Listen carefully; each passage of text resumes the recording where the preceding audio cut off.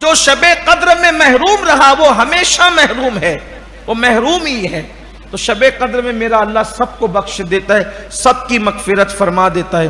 لیکن حدیث پاک میں آتا ہے کہ کچھ لوگ ایسے ہیں بدترین قسم کے کم نصیب، جن کو اللہ تعالیٰ نہیں بخشتا۔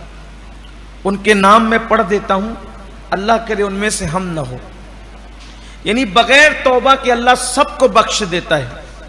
اس رات توبہ کے بغیر اللہ سب کو بخش دیتا ہے، لیکن کچھ ایسے بھی ہوتے ہیں جن کو اللہ معاف نہیں کرتا۔ لیکن وہ لوگ بھی جن کے نام پڑھے جا رہے ہیں، وہ لوگ بھی اگر توبہ کر لیں تو اللہ ان کو بھی بخش دے گا۔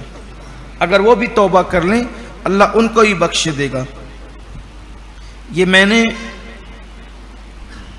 کئی کتابوں کا ایک نچوڑ ہے، کیونکہ کسی حدیث میں 3 لوگوں کا نام آیا ہے، کسی حدیث میں 5 لوگوں کا نام آیا ہے، تو ایسے وہ پورا ہم نے اس کو جوائنٹ کرنے کی کوشش کی ہے۔ کن کن کو نہیں بخشا جاتا؟ نمبر 1، آپ درود شریف پڑھنے ایک مرتبہ۔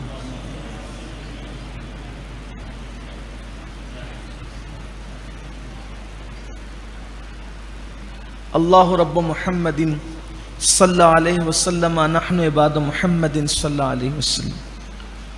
جو لوگ اپنے گھروں میں تصاویر لگاتے ہیں، جن کے گھروں میں تصویریں ہوتی ہے، جاندار کی تصویر، اللہ تعالیٰ ان کی بخشش شب قدر میں بھی نہیں فرماتا، شب قدر میں بخشے نہیں جاتے۔ آپ برا نہیں ماننا، میں آپ کو ایک بات بطور آپ کے خیر کے لیے، اچھی لگے تو لینا، نہیں اچھی لگے تو کم از کم یہی چھوڑ کے چلے جانا، کوئی فتنہ نہیں کرنا، کیونکہ حدیث میں آیا اس لیے میں بتا رہا ہوں، میری ذمہ داری ہے کہ گھروں میں جو تصویریں لگاتے ہیں اللہ تعالیٰ ان کو معاف نہیں فرماتا شب قدر میں جب تک وہ توبہ نہ کر لے۔ آج کل ہم یہ دیکھتے ہیں کہ لوگ عقیدت میں، محبت میں پیروں کی تصویر، ماں باپ کی تصویر، علماء کی تصویر اپنے گھروں میں آویزہ کرتے ہیں، جبکہ حدیث پاک ہے کہ جس گھر میں تصویر ہوگی اور جس گھر میں کتا ہوگا اس گھر میں رحمت کے فرشتے بھی نہیں آئیں۔ اور ہم تو عقیدت سے لگا رہے ہیں، لوگ سنتے نہیں، لڑتے ہیں، نہیں ہم لگائیں گے، تمہارا کیا جاتا ہے؟ ہمارا کچھ نہیں جاتا، ہمیں تو آپ کو صحیح مشورہ دینا ہے، ہم آپ کو صحیح مشورہ دینا چاہتے ہیں۔ اپنے پیروں کی تصویر اپنے گھروں میں فریم کر کے مت لگاؤ، اپنے علماء کی تصویر مت لگاؤ، بلکہ اس میں پیر کی بھی توہین ہے۔ پیر کی توہین کیا ہے کہ آپ جو ہے وہ پیر کی تصویر کو پیر کا درجہ دے رہے، جبکہ پیر کا درجہ تو آپ دوسرے پیر کو بھی نہیں دے سکتے۔ تصوف میں یہ ہے کہ اپنے پیر کو زمانے کے سارے پیروں میں سب سے بڑے درجے پر مانو، تبھی تو فیض ملے گا۔ تو آپ نے کاغذ کے فوٹو کو پیر کا درجہ دے دیا، تو گویا کہ یہ تو پیر کی بے ادبی ہوئی نا۔ تو لوگ لگا کر کے رکھتے ہیں گھروں کے اندر تصویریں، تو نہ لگانا، توبہ کرو، اگر کسی کے گھر میں تو نکال دو۔ بعض لوگ تو یہ بھی کہ یہ غوث پاک ہے، یہ غریب نواز ہے، یہ بابا فرید ہے، خیالی تصویریں لگا کر کے رکھتے ہیں۔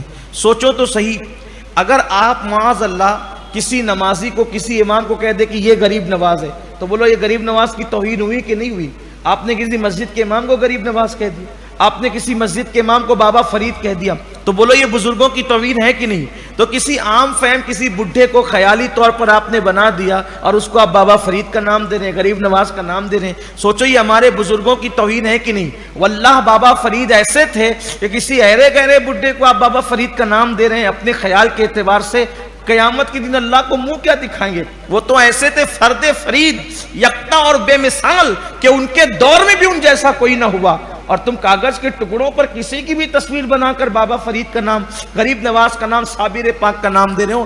اللہ کی بارگاہ میں اس سے توبہ کرو، نکالو اپنے گھروں سے، اور جن جن گھروں میں توبہ بھی کرو، ورنہ شب قدر میں بھی معاف نہیں کیے جاؤ گے۔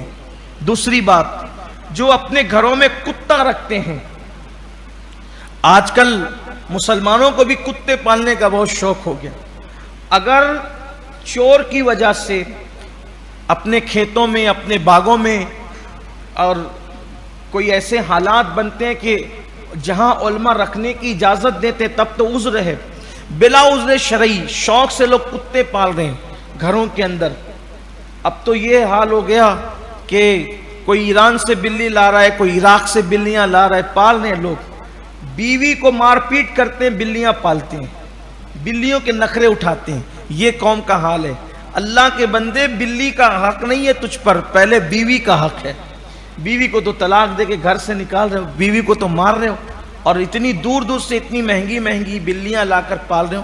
میں بلی پالنے کو ناجائز و حرام نہیں کہہ رہا ہوں, لیکن یہ جو فضول خرچی کرتے ہو, ایک ایک بلی 1-1 لاکھ کی, 5-5 لاکھ کی, یہ صورتحال ہے. سوچو تو صحیح. اب بھی مسلمانوں کے بچے کچھ ایسے بھی ہیں جن کو عید پر نئے کپڑے نصیب نہیں ہیں, یہ حال ہے, اور ہم 5-5 لاکھ کی بلیاں خرید کے لا کے گھر میں پال رہے ہیں. عجیب شوق ہے. دولت آئی تو نئے نئے شوق بھی آ رہے ہیں, لیکن یاد رکھنا فضول خرچی کو اللہ پسند نہیں فرماتا. تو جو لوگ کتے گھروں میں رکھتے ہیں, اللہ شب قدر میں ان کی بھی مغفرت نہیں فرماتا. پھر اس کے بعد جن پر غسل جنابت فرض ہوں, جن پر غسل جنابت فرض ہوں, اللہ تبارک و تعالی, اور وہ لوگ غسل کرنے میں دیر کریں یا غسل نہ کریں, اس میں سستی کریں, ناپاک پھرتے رہیں ادھر ادھر, اللہ شب قدر میں ان کی بھی مغفرت نہیں فرماتا. عادت بناؤ کہ جس وقت غسل جنابت فرض ہو تو جلدی سے جلدی غسل کرو, اس میں بلا وجہ تاخیر نہ کرو, بلا عذر شرعی اس میں تاخیر نہ کرو, اس میں جو ہے وہ جلدی سے غسل کرنے میں عجلت سے کام لیا کرو. پھر اس کے بعد جن پر زکوٰۃ فرض ہو اور وہ زکوٰۃ ادا نہیں کرتے, شب قدر میں اللہ ان کی بھی مغفرت نہیں فرماتا. اسی طرح سے جو لوگ کسی کو ناحق قتل کر دیں, کسی کا خون کر دیں, کسی کا مرڈر کر دیں, ان لوگوں کی بھی اللہ شب قدر میں مغفرت نہیں فرماتا. یہاں تو بکری پہ سے جھگڑا ہوتا ہے اور مرڈر ہو جاتا ہے. یہاں تو تیرے میرے آنگن میں کچرا نہ ڈالنا, تو میرے آنگن میں, میں تیرے آنگن میں نہیں, اس پہ بھی لوگ جو ہے وہ معاذ اللہ ایک دوسرے کو قتل کر دیتے. تو نے الیکشن میں فلاں کا کام کیوں کیا تھا اور تو نے کیوں کیا تھا, اس پہ بھی قتل ہو رہا ہے. مالیگاؤں کا حال یہ ہو رہا ہے. گنبد و مینار کے شہر کو لوگوں نے کیا بنا دیا. صرف اوپر اوپر سے ہی مسلمانوں کے اندر بھی کچھ دین ہے, کچھ تو لوگ غیرت کرتے, کچھ تو لوگ ایمان کا خیال کرتے, اللہ کی بارگاہ میں کھڑے ہونے کا کچھ تو تصور کرتے. سب کچھ آج صرف دادا گیری ہو گئی, دولت ہو گئی, مال ہو گیا, بس یہ سب کچھ چل رہا ہے. جس کے پاس مال آیا وہ جو جی چاہے میں جو جی میں آئے گا کرے گا, جس کے پاس قوت اور طاقت آئی وہ جو جی میں آئے گا کرے گا. اللہ کی بارگاہ میں ایک دن کھڑے ہونا ہے. اپنی طاقت کا, اپنی دولت کا غلط استعمال مت کرو. جس نے کسی کو ناحق قتل کیا, اللہ تعالیٰ شب قدر میں اس کی بخشش نہیں فرماتا. اسی طرح سے جو رشتہ داروں سے تعلقات توڑ دیتے ہیں, قطع کر دیتے ہیں, رابطے منقطع کر دیتے ہیں, اللہ ان کی بخشش نہیں فرماتا. بے شمار لوگ ہیں, بہن سے بات بند, بھائیوں سے بات بند, چچاؤں سے بات بند, پھوپھیوں سے بات بند, خالاؤں سے بات بند, یہ سب رشتہ دار ہیں. رشتوں کو منقطع نہ کرو. حدیث پاک میں آیا ہے جو رشتے توڑتا ہے اس کا ایمان ایسے موڑ دیا جاتا ہے جیسے وستورے سے بال موڑ دیے جاتے ہیں. بلا وجہ رشتوں کو نہ توڑا کرو. یہاں تو شادی میں اگر کارڈ لیٹ پہنچا اس سے بھی لوگ رشتے توڑ دیتے ہیں, چھوٹی چھوٹی باتوں پہ رشتے توڑ دیتے ہیں. رشتے نہ توڑا کرو, رشتے جوڑا کرو. بلکہ حدیث پاک میں آتا ہے جو رشتوں کو توڑ دے, اللہ تعالیٰ وہ رشتوں کو توڑنے والا اگر کسی محفل میں موجود ہو تو بھی اللہ تعالیٰ لوگوں کی دعا قبول نہیں کرتا. ایک مرتبہ حضرت سیدنا ابو ہریرہ ملک شام تشریف لے گئے تو لوگوں نے کہا کہ آپ ابو ہریرہ صحابی رسول ہیں, آپ لوگوں کے لیے دعا کر دیں. فرمایا کہ میں دعا ضرور کروں گا, لیکن پہلے محفل سے اس کو باہر کرو, ان لوگوں کو جو رشتے توڑنے والے ہیں. تو پوری محفل میں کوئی ایسا بندہ نہ تھا جو رشتوں کو توڑنے والا ہو, صرف ایک بندہ تھا جس کا اس کی پھوپھی سے رشتہ ٹوٹا ہوا تھا, بات چیت بند تھی. فرمایا اٹھ کر کے جا, یا تو جا کے صلح کر یا تو محفل سے باہر نکل.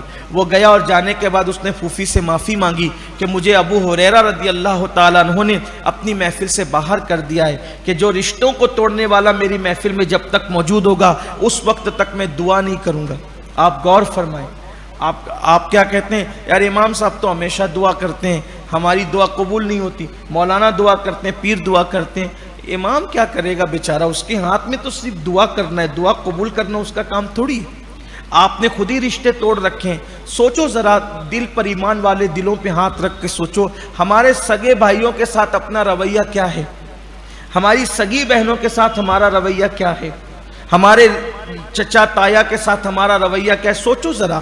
اسلام صرف نماز روزے کا نام نہیں ہے، اسلام یہ بھی حکم دیتا ہے کہ رشتہ داریوں کو نہ توڑو مت، رشتہ داریوں کو جوڑو، بلکہ نسب اور برادری اسلام میں کیوں ہے؟ پہچان کے لیے، صرف تعصب کے لیے نہیں، پہچان کے لیے، تاکہ پہچانو کہ میرا رشتہ دار کون ہے اور اس کے ساتھ اچھا سلوک کرو، بس اسی لیے۔ لیکن لوگوں نے اچھا سلوک کرنے کی بجائے اسی پہ تعصب اور پھیلانا شروع کر دیا، عصبیت پھیلانا شروع کر دیا۔ جو کرنے کے لیے تھی برادری کی پہچان وہ تو کیا نہیں، اس کے علاوہ مزید کاٹے بونے شروع کر دیے۔ تو جو رشتہ داروں کے ساتھ تعلقات قطع کر لے، اللہ تعالیٰ اس کو بھی نہیں بخشتا قیامت کے جو شب قدر کے دن۔ اور پھر جو قبرستان جاتا ہے اور قبرستان جا کر قبرستان میں ہنستا ہے، ہنسی مذاق کرتا ہے قبرستان میں، اللہ اس کی بھی شب قدر میں بخشش نہیں فرماتا۔ دیکھ لیجئے آپ، بہت سارے لوگ ہیں ہنسی کھیل کرتے ہوئے قبرستان جاتے ہیں۔ اسی سال قبرستان جب میں گیا، اپنے بڑے قبرستان میں نے اپنی آنکھوں سے دیکھا لڑکے کھڑے ہو کر کے وہاں گیم کھیل رہے ہیں، موبائل میں گیم کھیل، قبرستان میں شب برات میں، اسی سال شب برات میں کچھ لوگ ہنسی مذاق کر رہے ہیں۔ مجھے غصہ آ گیا، جلدی نہیں آتا، لیکن اب اس پر بھی نہ آئے تو پھر ایمان کہاں ہے؟ مجھے غصہ آیا، میں نے کہا یہ کوئی پارک ہے، کوئی باغ ہے یہاں جو کھڑے ہو کر ہنسی مذاق کر رہے ہو؟ یہاں سے نکل کے جاؤ یا کہیں اور جا کے ہنسی مذاق کرو۔ شب برات میں قبروں کے پاس کھڑے ہو کے ہنسی مذاق کر رہے ہو، یہاں گیم کھیل رہے ہو، کوئی شرم ہے، کوئی حیا ہے، کوئی دین دھرم سیکھا ہے؟ تو جب میں وہاں غصے ہوا تو پھر کچھ ادھر ادھر ہو گئے، کچھ ادھر سٹ پٹا کر ادھر ادھر بھاگ گئے۔ یہ صورتحال ہے۔ شب قدر میں بھی جو قبرستان میں ہنسی کھیل کریں، ہنسی مذاق کریں، اللہ تبارک و تعالیٰ ان کی بخشش نہیں فرماتا شب قدر میں۔ اب ہمارے یہاں کے قبرستانوں کا، مالیگاؤں کے قبرستانوں کا یہ حال ہے کہ مجھے پتہ چلا ہے معتبر ذرائع سے کہ لوگ، خاص طور پہ نوجوان لڑکے، موبائل میں وہ گیم ویم کھیلنے کے لیے جب ان کو کوئی سکون کی جگہ نہیں ملتی تو وہ قبرستانوں میں جا کر بیٹھتے ہیں۔ قبرستانوں میں کرسیاں رکھ دی گئی ہے، اب کیا کہیں، کس سے کہیں؟ قبرستان میں وہ کرسیاں رکھ دی گئی، وہی کرسیوں پہ جا کے بیٹھتے ہیں۔ بھئی قبرستانوں میں کرسیوں کی کیا ضرورت تھی؟ کیا ضرورت ہے قبرستان میں کرسیوں کی؟ جہاں ضرورت ہے وہاں تو لا کے رکھتے نہیں، اور جہاں نہیں ضرورت ہے وہاں کرسیاں لا کے۔ آپ دیکھ لیں، میرے بات کا یقین نہیں آتا، آپ دیکھ لیں، قبرستانوں میں جائیں، دیکھیں وہاں لوگ بیٹھ کر کے گیم کھیلتے ہیں ان کرسیوں پہ۔ میت کو دفن کرنے کے لیے لوگ اگر جاتے ہی تھے تو زیادہ سے زیادہ لوگوں کا 15-20 منٹ کا کام ہوتا ہے، اگر بیٹھنا پڑے تو کتنی دیر تک قبرستان میں بیٹھنا پڑتا ہے؟ وہ جنازہ رکھنے سے لے کر کے قبر میں اتارنے تک اور برگا لگانے تک، پھر مٹی دینے کے لیے تو اٹھ کر کے کھڑے ہونا ہے، پھر جانا ہے مٹی دینا ہے، پھر اتنی دیر بیٹھنا ہے جتنی دیر تک کے سرہانے الف لام میم سے مفلحون تک اور آمن الرسول سے فانصرنا علی القوم الکافرین تک، اور اس کے بعد دعا، کل ملا کر کے آدھا گھنٹہ بیٹھنا ہے۔ تو لوگ زمین پہ بیٹھتے تھے پہلے اور سکون سے بیٹھتے تھے زمین پہ، سب اپنا اپنا غمگین۔ اب یہ کرسیاں آ گئی ہیں تو یہ کرسیوں پہ میت کو لے جانے والے تو کم بیٹھتے ہیں، یہ رکامے لوگ زیادہ بیٹھتے ہیں۔ یہ حال ہو گئے ہیں۔ آپ جا کے قبرستان کا جائزہ لے لیجیے۔ میری نظر ہے، میں دیکھ رہا ہوں، مجھے پتا ہے کہ یہ سب کچھ ہو رہا ہے، لیکن اللہ کرے کہ لوگ اس پر دھیان دیں، توجہ دیں۔ لوگوں کو تکلیف ہوتی ہے جب ہم حق بات کرتے کہ انہی کو بہت پڑی رہتی ہے، کیوں نہ پڑی رہے، ہماری ذمہ داری ہے، جو غلط دیکھیں گے بولیں گے، چاہے پورا زمانہ مخالف ہو جائے، ہم اکیلے رہ جائیں، لیکن خلاف شرابات جب دیکھیں گے تب بولیں گے، کسی کو اچھا لگے برا لگے، ہم اپنی ذمہ داری پوری کریں گے، اس لیے کہ ہم نے آپ کی خوشی کی کوئی بات نہیں کرنا ہے۔ انشاءاللہ جب تک جسم میں جان ہے، اچھا لگے یا برا لگے، ہمیشہ اللہ کی خوشی کی بات کرنا ہے، اس کے محبوب کی خوشی کی بات کرنا ہے، اس لیے کہ ہم بھی ایک دن مر جانے والے ہیں، بڑے بڑے علماء مشائخ جا رہے ہیں، ہم کو بھی ایک دن چلے جانا ہے۔ مرنے کے بعد دو ہی گروپ ہو جاتے ہیں لوگوں کے، کوئی کہتا اچھا تھا، کوئی کہتا برا تھا۔ ہمارے بارے میں بھی لوگ ایسے ہی کہیں، کوئی اچھا کہے گا کوئی برا کہے گا، اس سے ہمیں کیا فرق پڑتا ہے؟ بات تو اتنی ہے، اللہ راضی ہو جائے، اس کا محبوب راضی ہو جائے، بس۔ کوئی کچھ بھی کہتا ہے، اللہ اس کا رسول راضی ہو جائے، بس ہمیں اور کیا لینا ہے؟ آپ سے بھی گزارش کرتا ہوں، اگر اللہ نے آپ کو قوت اور طاقت دی ہے، آپ کو سورس دیے ہیں، اثر دیا ہے، ہٹوائیے وہاں سے، کہیے کہ بھئی اس کا غلط یا پھر یہ کہ اگر وہاں کرسی رکھنا ضروری سمجھتے ہیں پھر یہ بند کروائیے، یا تو کرسی ہٹوا دو، اس کا غلط استعمال ہو رہا ہے، یا پھر یہ کہ وہاں پر گیم کھیلنا بند کروا دو۔ قبرستان گیم کھیلنے کی جگہ نہیں ہے۔ جو لوگوں نے قبرستان میں جا کر کے موبائل، آپ ابھی بھی جا کر دیکھ لیں، ابھی بھی جا کر آپ قبرستان میں دیکھ لیں، ادھر والے میں بھی دیکھ لیں اور ادھر والے میں بھی دیکھ لیں، دیکھیں آپ، یہ حال ہے۔ اور صرف اب گیم نہیں کھیلا جا رہا ہے، بلکہ وہاں جا کر کے مووی بھی دیکھی جاتی ہے بیٹھ کر کے۔ یہ صورتحال ہے۔ تباہ نہیں ہوں گے تو کیا ہوں گے؟ بربادی نہیں۔ صرف قبرستان میں ہنسنے پر یہ ہے، قبرستان میں ہنسنے پر، کہ قبرستان میں ہنسنے والے کو شب قدر میں بھی معاف نہیں کیا جاتا، اللہ اتنا ناراض ہوتا ہے ان سے۔ اور وہاں جا کے جو دیکھ رہے ہیں جو کچھ ہو رہا ہے۔ پھر اس کے بعد فرمایا گیا کہ جو ادھر کی بات ادھر اور ادھر کی لگائی بجائی کرتے، اس کی سنی ادھر لگایا، اس کی سنی ادھر لگایا، ان لوگوں کی بھی اللہ شب قدر میں مغفرت نہیں فرماتا۔ دیکھیں دنیا میں ایسے لوگ ہیں، اس کی سنیں گے تو ادھر لگائیں گے، اس کی سنیں گے تو اس کو کہتے ہیں چگلی کرنا۔ اسی طرح اگر کسی دینی استاد سے پڑھا ہے، مذہب کی تعلیم پڑھی، قرآن پڑھا، حدیث پڑھی، کوئی دینی استاد ہے، اس دینی استاد کا بھی اگر دل دکھاتا ہے، زبردستی دل دکھاتا ہے، بلا وجہ دل دکھاتا ہے، تو ایسی صورت میں اللہ تعالیٰ شب قدر میں اس کی بھی مغفرت نہیں فرمائے گا۔ اسی طرح نماز میں جو سستی کرتے ہیں، شب قدر میں ان کی بھی مغفرت نہیں ہے، مگر یہ کہ وہ توبہ کر لے۔ اسی طرح اپنے کسی مسلمان بھائی، کوئی اپنا مسلمان بھائی، اس سے زبردستی 3 دن تک بلا وجہ بات بند کر لینا، ایسے لوگوں کی بھی اللہ شب قدر میں مغفرت نہیں فرماتا۔ یہ ایک چھوٹی سی کوشش اور کاوش تھی جو جمع کر کے آپ کو بتا دیا گیا، واللہ عالم ورسولہ عالم۔ مگر ان لوگوں نے بھی اگر اللہ کی بارگاہ میں سچی توبہ کر لی، اللہ تعالیٰ ان کو بھی معاف فرما دے گا۔ سچی توبہ کرو۔ آج